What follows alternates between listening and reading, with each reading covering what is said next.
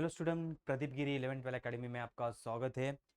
प्रदीप गिरी 11th वाला academy में हमने 11th स्टैंडर्ड का ऑप्टिक्स चैप्टर स्टार्ट किया था और ऑप्टिक्स के अंदर बहुत सारे हमारे बेसिक कंसेप्ट हो चुके हैं। अभी हम 11th में आने वाले मीन्स मेन टॉपिक की ओर बढ़ रहे हैं, like prism and image from by prism और रिफ्रैक्टिव इंडेक्स ऑफ प्रिज्म। ये सारे टर्म्स अभी आने वाले हैं, या फिर माइक्रोस्कोप, टेलीस्कोप, इसका पावर, मैग्नीफाइंग पावर, ये सब हम फाइंड आउट करने वाले हैं। तो यहाँ से हमारा 11th का मेन चैप्टर स्टार्ट होता है। ठीक है, तो आज हम सीखने वाले हैं इसमें topic dispersion of light and prism. Dispersion of light and prism. अब डिस्पर्शन क्या होता है, उससे पहले हमें लाइट के बारे में पता है कि the colour of light we see depends upon the frequency. Okay, the light के कलर जो होते हैं वो किस पे डिपेंड करते हैं? फ्रीक्वेंसी पे डिपेंड करते हैं। वेवलेंथ पे भी डिपेंड करते हैं, फ्रीक्वेंसी पे डिपेंड करते हैं। Okay, then refractive index of material is also depend on frequency. Refractive index is also depend on the frequency. तो किसी मीडियम का रिफ्रैक्टिव इंडेक्स अगर निकालना हो तो फ्रीक्वेंसी पे भी वो डिपेंड करता है। So the refractive index of light is the different for the different colour and refractive index of light is different for different colour. हर एक कलर के लिए रिफ्रैक्टिव इंडेक्स, मटेरियल का रिफ्रैक्टिव इंडेक्स ये अलग होता है। ठीक है, so the angle of refraction are different for the each color and they separate as they travel along the different direction. तो अगर रिफ्रैक्टिव इंडेक्स अलग है तो रिफ्रैक्टिव इंडेक्स का फॉर्मूला आप सबको पता है। रिफ्रैक्टिव इंडेक्स का फॉर्मूला क्या होता है? रिफ्रैक्टिव इंडेक्स का फॉर्मूला होता है refractive index is equal to sine I upon sine R. Means अगर एक मीडियम से दूसरे मीडियम में रे जा रही है तो आई एंगल तो ठीक है सबके लिए सेम रहेगा, लेकिन रिफ्रैक्टिव इंडेक्स हर एक कलर के लिए अलग अलग है। तो जब कलर सेपरेट होंगे तो हर एक के लिए एंगल अलग अलग होगा, तभी रिफ्रैक्टिव इंडेक्स अलग आएगा। आर का वैल्यू अलग अलग होगा तभी रिफ्रैक्टिव इंडेक्स अलग आएगा। इसलिए क्या कहा है? The angle of refraction are different for the each colour. Angle of refraction different for each color and they separate as they travel along the different direction. They separate along, they travel in a different direction. तो वो separate होंगे और अलग अलग direction में travel करेंगे। ये समझ में आ गया? सो रिफ्रैक्टिव इंडेक्स के बारे में हमने सीखा। तो अब जैसे ही कलर डिफरेंट डायरेक्शन में जाने लगेंगे तो कलर सेपरेट हो जाएंगे। कलर क्या हो जाएंगे? सेपरेट हो जाएंगे। और उसी फेनोमेनन को हम डिस्पर्शन कहते हैं। So when the white light pass through the transparent medium then light splitting into its constituent colour, its term as dispersion. तो जब लाइट ट्रांसपेरेंट मीडियम से पास करती है तो उसके कॉन्स्टिट्यूएंट कलर में वो सेपरेट हो जाती है। तो अगर व्हाइट लाइट हम पास करेंगे तो 7 कलर हमें दिखेंगे, ट्रांसपेरेंट मीडियम से जाएंगे तो रेनबो लाइक। तो लाइट क्या होती है? Split up into its constituent colours, इसी को कहते हैं डिस्पर्शन। और जो हमें कलर का पैटर्न मिलता है लाइक रेनबो 7 कलर, उसे स्पेक्ट्रम कहा जाता है। उसे क्या कहा जाता है? स्पेक्ट्रम कहा जाता है। तो ये समझ में आ गया लाइट कैसे डिस्पर्शन करती है। तो डिस्पर्शन अब दो टाइप के होते हैं। डिस्पर्शन दो टाइप के होते हैं, एक होता है एंगुलर डिस्पर्शन और एक होता है lateral dispersion. Dispersion mean separation between constituent colour. तो कॉन्स्टिट्यूएंट कलर में कितना सेपरेशन है वो हम मेजर करते दो तरीके से, एक तो एंगल से मेजर करते या फिर एक लेंथ से मेजर करते। अगर सेपरेशन हम एंगल से मेजर करते हैं तो उसे कहा जाता है एंगुलर डिस्पर्शन, और अगर हम लेंथ से मेजर करते हैं तो उसे कहा जाता है लैटरल। एग्जांपल, दोनों को एग्जांपल लेते हैं। ठीक है, तो पहले हम लिखते हैं एंगुलर डिस्पर्शन कैसे होता है। एंगुलर डिस्पर्शन,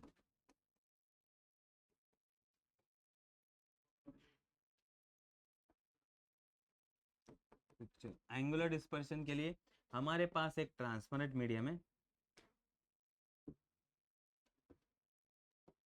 अब उसके ऊपर व्हाइट लाइट इंसिडेंट हो रही है, उसके ऊपर व्हाइट लाइट इंसिडेंट हो रही है। ठीक है, तो एक्चुअली व्हाइट लाइट कैसे जानी चाहिए थी? इस डायरेक्शन में जानी चाहिए थी।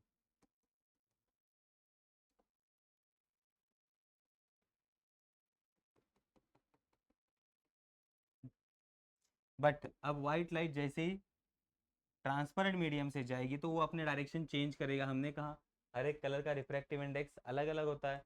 तो रेड कलर स्मॉलर एंगल से डेविएट होगा, रेड कलर, और वॉयलेट कलर डिफरेंट एंगल से डेविएट होगा।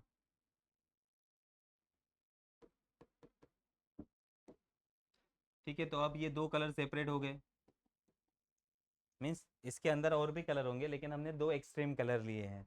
तो देखो एक्चुअली रे इस डायरेक्शन में जाने वाला था, लेकिन बिकॉज ऑफ ट्रांसपेरेंट मीडियम ये क्या हो गया, कॉन्स्टिट्यूएंट कलर में सेपरेट हो गया, and this is known as a dispersion, this phenomenon is known as a dispersion. अब एंगुलर कितना डिस्पर्स हुआ है, मीन्स कितने कलर सेपरेट हुए वो हमें मेजर करना है। तो देखो आप मेजर कैसे करते हैं, यहाँ से ये एंगल अगर हम मेजर करेंगे तो इसे कहते हैं angle of deviation, angle of deviation for red colour. Red colour इतना डेविएट हो गया, इधर जाने वाला था, रेड कलर इतने एंगल से डेविएट हो गया। Similarly violet colour, violet colour DV से डेविएट हो गया। तो अब इन दोनों में डिफरेंस कितना है, तो सारे कलर इन दोनों के बीच में है, तो dv minus D R is known as a angular dispersion, separation between two extreme colours. और सारे कलर के बीच में कितना सेपरेशन है ये हमने एंगल से मेजर किया, and that is known as a angular dispersion. ठीक है, तो ये समझ में आ गया, angular dispersion dv minus D r. तो separation between the constituent colour is known as a angular dispersion. तो ये दो एक्सट्रीम कलर है इसलिए हमने ये सेपरेशन लिया। अब सेकंड पे आते हैं, लैटरल डिस्पर्शन कैसे होगा। सेकंड, लैटरल डिस्पर्शन,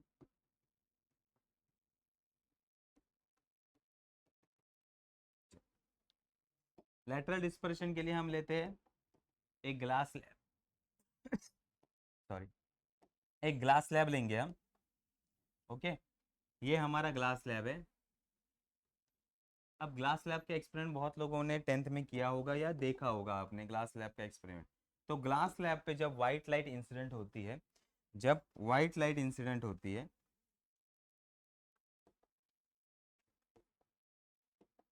तो इस तरह से वाइट लाइट इंसिडेंट होगी इसके ऊपर। अब जैसे ही ट्रांसपेरेंट मीडियम पे लाइट, वाइट लाइट गिरेगी, वो क्या होगा, अपने कॉन्स्टिट्यूएंट कलर में सेपरेट हो जाएगा। तो एक डायरेक्शन में रेड कलर जाएगा,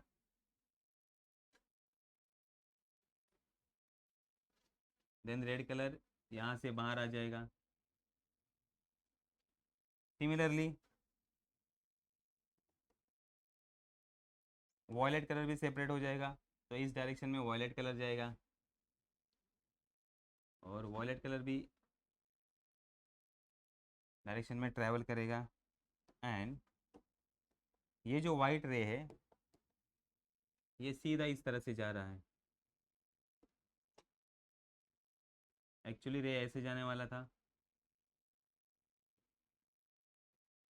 ठीक है, लेकिन बिकॉज ऑफ ट्रांसपेरेंट मीडियम ये क्या हो गया, अपना पाथ चेंज कर लिया, एंड एक तरफ रेड कलर और एक तरफ वॉयलेट कलर। अब अगर हम इन दोनों में सेपरेशन मेजर करेंगे, अगर इन दोनों में हम सेपरेशन मेजर करेंगे, देखो this is the separation of L R, separation of red colour, and this is the separation, means actually इस डायरेक्शन में जाना चाहिए था, ये है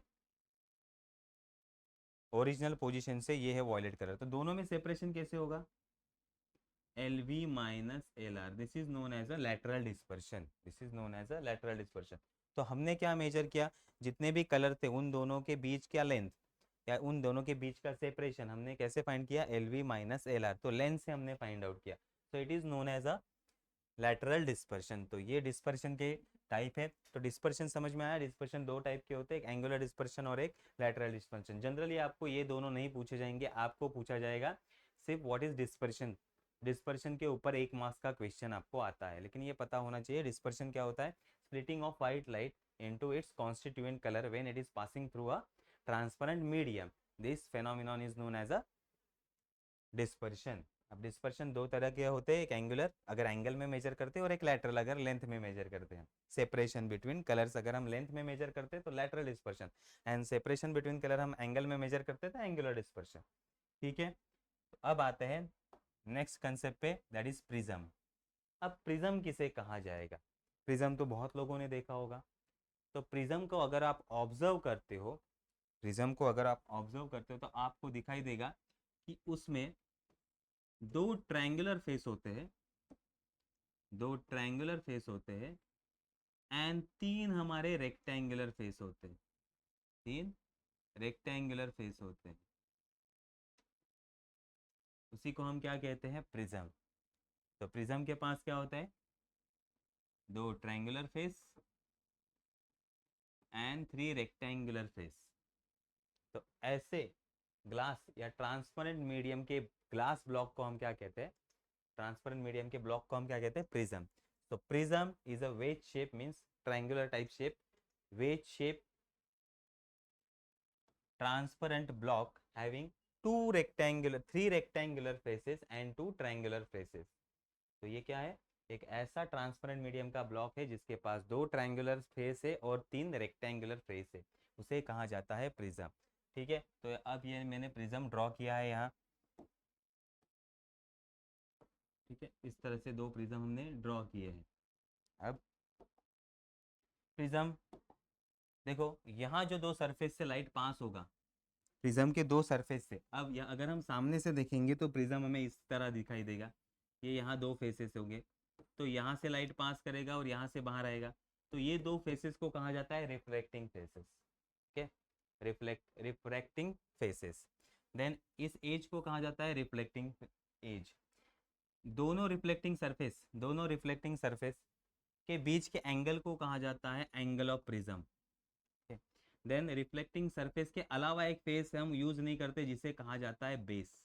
उसे क्या कहा जाता है, बेस। ठीक है, दो सरफेस जहां से लाइट पास करता है, reflecting surface. Okay, refracting surface. Then ये जो दोनों को ज्वाइन करने वाला लाइन है उसे कहा जाता है refracting edge. Then angle between two refracting surface is known as a angle of prism. Refracting surface के अलावा एक जो नीचे वाला पार्ट रहेगा या नीचे वाला रेक्टेंगुलर पोर्शन रहेगा उसे कहेंगे हम बेस। उसे क्या कहेंगे हम, बेस। अगर हम एक स्मॉल सेक्शन इस प्रिज्म का लेते हैं, एक कट लगाते हैं उसको और थोड़ा सा सेक्शन लेते हैं, तो उसे कहा जाता है प्रिंसिपल सेक्शन। उसे क्या कहा जाता है, प्रिंसिपल सेक्शन ऑफ प्रिज्म। तो ये टर्म समझ में आ गया प्रिज्म में। तो प्रिज्म का ये हो गया इंट्रोडक्शन। अब प्रिज्म का जनरली हम जब डायग्राम ड्रॉ करते हैं तो पूरा प्रिज्म को ड्रॉ नहीं करते, इसलिए हम क्या लेते हैं, प्रिंसिपल सेक्शन। क्या लेते हैं, प्रिंसिपल सेक्शन। तो अगर ये हमारा प्रिज्म का प्रिंसिपल सेक्शन है और इसमें से हम मोनोक्रोमेटिक लाइट को पास करते हैं, कौन से लाइट को, monochromatic light. Monochromatic light, monochromatic, monochromatic means उसको क्या होती है, सिंगल वेवलेंथ। सिंगल वेवलेंथ, तो उसके पास एक ही वेवलेंथ रहेगी, ऐसी लाइट हम पास करेंगे। तो जब सिंगल वेवलेंथ वाली लाइट जब पास करती है, मोनोक्रोमेटिक लाइट यहाँ से पास करेगी,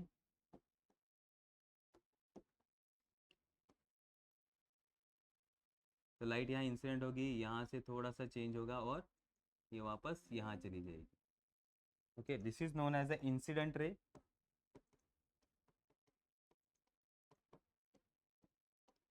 और ये इमर्जेंट रे,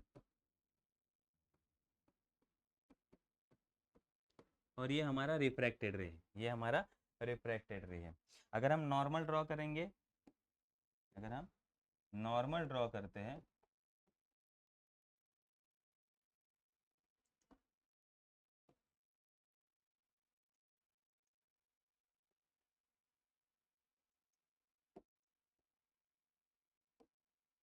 तो ये है हमारा एंगल ऑफ इंसिडेंस और ये है एंगल ऑफ इमर्जेंट और ये है एंगल ऑफ रिफ्रैक्शन। दो एंगल ऑफ रिफ्रैक्शन है। तो मोनोक्रोमेटिक लाइट जब प्रिज्म से पास करती है तो इस तरह से उसका पाथ होता है, इस तरह से उसका पाथ होता है। और अगर हम रे को आगे बढ़ाएं और आगे बढ़ाएं इस तरह से, एक्चुअली ये रे कहाँ जाने वाली थी, इस डायरेक्शन में जाने वाली थी, लेकिन ये अब इस डायरेक्शन में डेविएट हो गई, उसने रास्ता चेंज कर लिया, इसलिए इसको कहा जाता है angle of deviation. Angle of deviation. ठीक है, ये समझ में आ गया। तो जब मोनोक्रोमेटिक लाइट पास करती है तो इस तरह से उसका पाथ होगा। अगर पॉलीक्रोमेटिक लाइट पास करती है, अगर पॉलीक्रोमेटिक लाइट प्रिज्म से पास करती है तो क्या होगा, पॉलीक्रोमेटिक हैविंग एक से ज्यादा वेवलेंथ होगी। Okay, more than one wavelength अगर होता है तो उसे कहा जाता है पॉलीक्रोमेटिक लाइट। तो जब पॉलीक्रोमेटिक लाइट प्रिज्म से पास करेगा तब क्या होगा। ठीक है, तो अब हमारे पास प्रिज्म है, ये हमारा प्रिज्म है।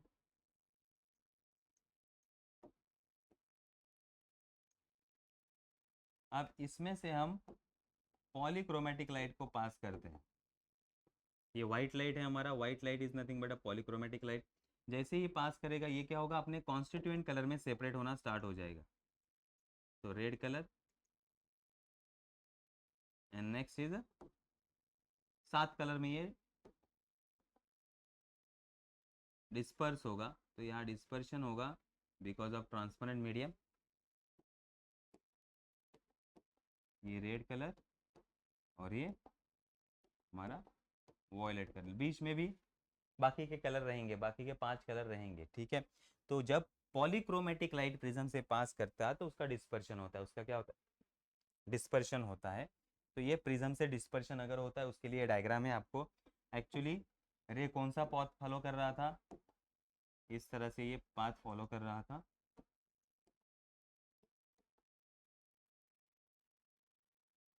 लेकिन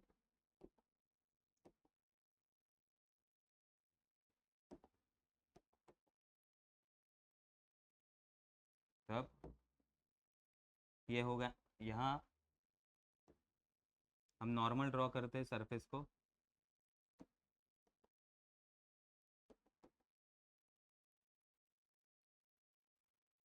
तो यहाँ इंसिडेंट एंगल एक ही है, इंसिडेंट एंगल हमारा एक ही है, लेकिन एंगल ऑफ रिफ्रैक्शन दो है, मीन्स हम उसे कहेंगे angle of deviation.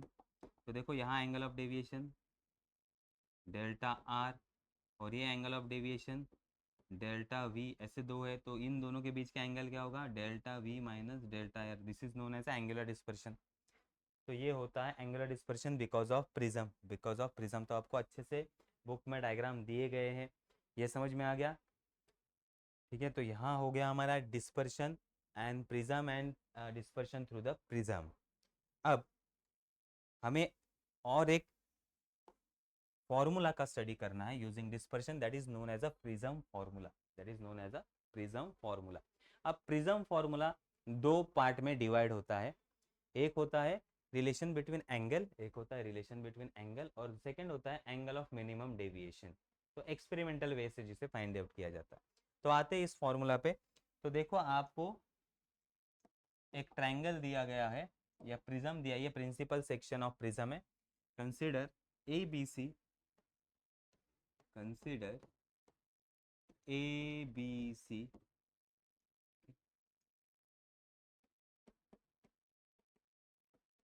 Principal section of prism,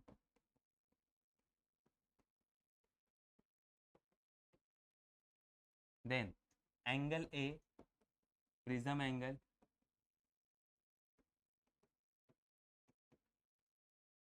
then अब देखो यहाँ से हमारा रे आएगा P Q incident ray, Q R हमारा refracted ray, and R S is a emergent ray. तो अब हम आएंगे पी क्यू, पी क्यू हमारा incident ray, then Q R ये क्या है हमारा refracted ray,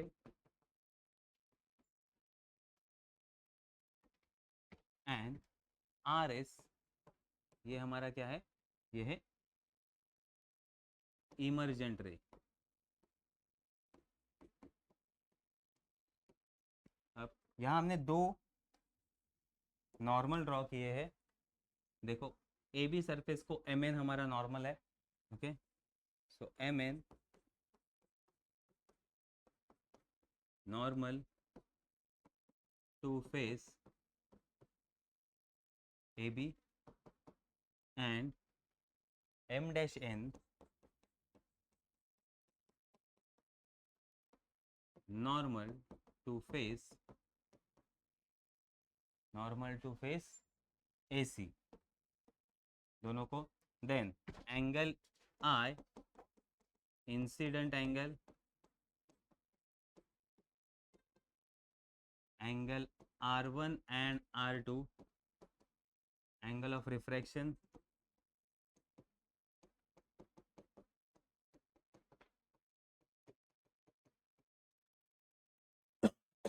and E angle of emergence.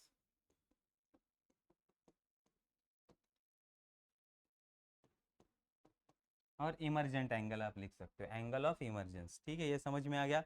तो यहाँ से अब रे आ रहा है पी क्यू, अब वो रिफ्रैक्ट हो रहा है क्यू आर और यहाँ से जा रहा है, ठीक है। अब देखो यहाँ यहाँ हमने एंगल लिखे हैं, तो ये एम टू एन, ये हमारा एम और एन है, और ये हमारा पी क्यू, और ये dotted line up to T जा रहा है, तो ये एंगल हमारा क्या है, आई। तो अपोजिट एंगल भी क्या रहेगा, आई, अपोजिट एंगल आई रहेगा।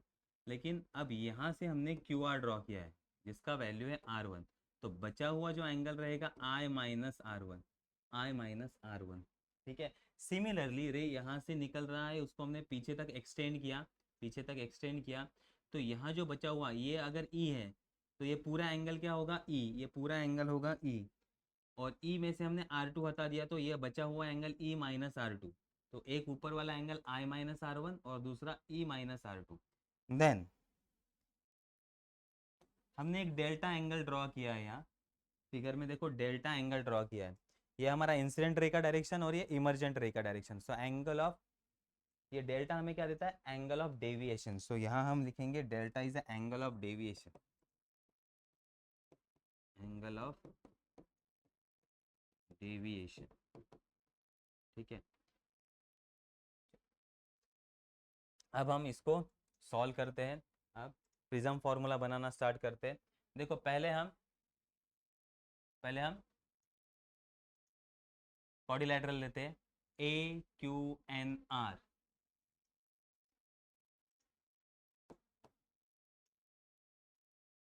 ए क्यू एन आर।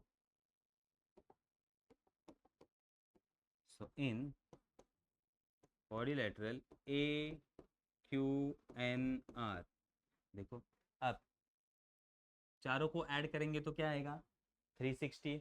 ये दो सामने वाला एंगल जो है ये 90 है, ये 90, इसको छोड़ दो, तो सामने वाले दो एंगल का एडिशन करेंगे तो हमें क्या मिलेगा, सामने वाले दो एंगल का एडिशन अगर हम करेंगे तो हमें मिलेगा 180।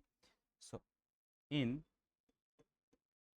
Quadrilateral A Q N R, A angle A plus angle हमारा Q N R, angle Q N R ये हमने लिया है, इसमें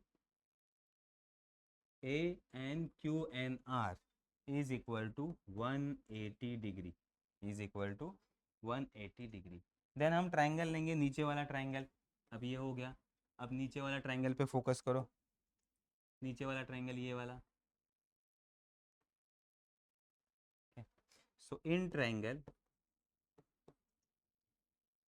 Q N R, in triangle Q N R, तीनों को ऐड कर देंगे अगर, R one plus R two plus Q N R is equal to 180 degree.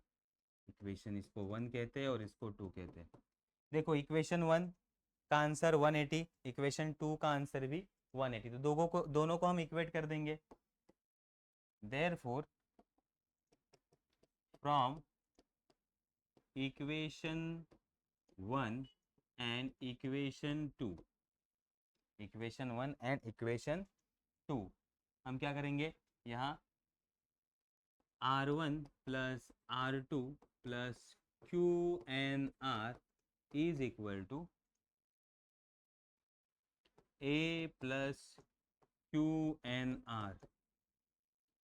तो ये क्यू एन आर कट जाएगा और बचेगा क्या, R1 plus R2 is equal to A, equation number 3, equation number 3, ठीक है। ये आ गया हमारा R1 plus R2 is equal to A, equation number 3। अब नेक्स्ट हम ऊपर वाला ट्रायंगल लेंगे, ये हो गया। अब ऊपर वाला ट्रायंगल ये देखो, अब इसमें हम यूज करेंगे एक्सटीरियर एंगल थ्योरम। तो डेल्टा हमारा एक्सटीरियर एंगल है, तो इसमें हम एक्सटीरियर एंगल थ्योरम यूज करेंगे।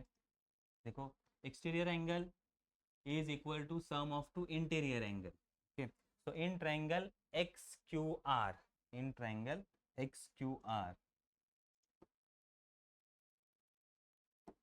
इस तरह से हमारा ट्रायंगल है एक्स क्यू आर, ये है value I minus R one, ये है हमारा ई माइनस आर टू, और ये है हमारा delta.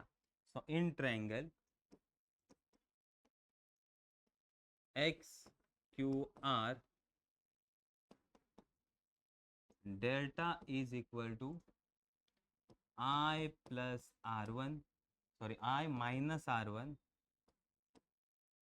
Plus E minus R two. अब इसमें से आई प्लस ई एक तरफ ले लेंगे, आई प्लस ई एक तरफ, minus common R one minus R two. देखो दोनों में से माइनस कॉमन निकाल लिया तो ये हो गया प्लस, ये हो गया प्लस. तो अब यहाँ हम वैल्यू पुट करेंगे from equation three, from equation three, from equation three, r1 plus r2 is nothing but a, so delta is equal to I plus e minus a. अब a यहाँ आ गया, therefore a plus delta is equal to I plus e. तो ये हो गया relation. देखो सारे angle का रिलेशन इसमें आ गया. इसे कहेंगे हम इक्वेशन नंबर 4, इसे कहेंगे हम इक्वेशन नंबर. ठीक है, ये समझ में आ गया इक्वेशन नंबर 4. तो 3 और 4 हमें इंपॉर्टेंट है. अब आते हैं एंगल ऑफ मिनिमम डेविएशन पे. अब आते हैं हम एंगल ऑफ मिनिमम डेविएशन. अब इसका दूसरा पार्ट स्टार्ट होता है एंगल ऑफ मिनिमम डेविएशन. तो अगर आप एक्सपेरिमेंट कर रहे हैं, इसका एक्सपेरिमेंट आपको है, अगर आप आई एंगल बढ़ाते हो, इंसिडेंट एंगल को बढ़ाते जाते हो, तो डेल्टा डिक्रीज हो जाता है. तो अगर आप इसका ग्राफ निकालते हो delta versus I, delta versus I, तो जैसे जैसे आप आई को बढ़ाते जाएंगे डेल्टा का वैल्यू कम होता जाएगा. एक सर्टन वैल्यू पे डेल्टा का वैल्यू सबसे कम होगा, उस वैल्यू को कहेंगे delta M, angle of minimum deviation. और उस केस में आई और ई का वैल्यू इक्वल होता है, आई और ई का वैल्यू इक्वल होता है. इसके आगे अगर आप एंगल को बढ़ाएंगे तो वापस वैल्यू इंक्रीज होना स्टार्ट करता है. तो अब हम जो प्रोसेस करने वाले हैं वो इस पॉइंट पे करने वाले हैं, आगे वाला प्रोसेस. तो आपको समझ में आ गया. जब आप एक्सपेरिमेंट करोगे धीरे धीरे आई का एंगल बढ़ाते जाओगे, ये हमारा आई एंगल है, इसको इंक्रीज करते जाओगे, आई एंगल इंक्रीज करोगे तो डेल्टा कम होता जाएगा. डेल्टा क्या होता जाएगा, ये हमारा जो एंगल ऑफ डेविएशन है वो कम होता जाएगा. जब डेल्टा सबसे कम होगा तो आई और ई दोनों का वैल्यू क्या होगा, इक्वल होगा. मीन्स रे यहाँ से इंसिडेंट करो या यहाँ से इंसिडेंट करो आपको सेम ही इफेक्ट मिलेगा. तो तब हम ये प्रोसेस करने वाले, तब हम आगे वाला कंसिडर करेंगे. तो for now, for delta is equal to delta M, I is equal to E. अगर आई और ई इक्वल हो गए, आई और ई इक्वल हो गए दोनों भी, तो हमने कहा कहीं से भी रे इंसिडेंट करो सेम इफेक्ट मिलेगा. तो R1 और R2 भी इक्वल हो जाएंगे, R1 एंड R2 भी इक्वल हो जाएंगे, और उनको हम कहेंगे R. ठीक है, and therefore R1 is equal to R2 is equal to R. दोनों को हमने इक्वल कह दिया. अब देखो, अब इक्वेशन 3 यूज करेंगे and equation 4. So from equation 3, from equation 3, R1 plus R2 is equal to A. Therefore R plus R, दोनों का वैल्यू R है, is equal to A, and 2R is equal to A, and R is equal to A by 2. ये आ गया equation 5, equation 5. And from equation 4, from equation 4, equation 4 हमारा क्या है, equation 4 a plus delta is equal to I plus E. तो मैं इस तरह से लिखता हूँ I plus E is equal to A plus delta. तो आई और ई इक्वल है तो हम लिखते हैं I plus I is equal to A plus delta. Therefore 2i is equal to A plus delta, and I is equal to A plus delta divided by 2। तो अब हमें आई का वैल्यू मिल गया है और हमें आर का वैल्यू मिल गया है, equation 6। So now using Snell's law,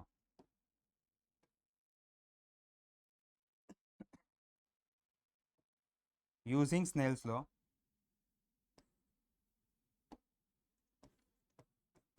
using Snell's law, Snell's law हमें क्या कहता है, sine I upon sine R, ये क्या होता है हमारा रिफ्रैक्टिव इंडेक्स। क्या होता है, रिफ्रैक्टिव इंडेक्स।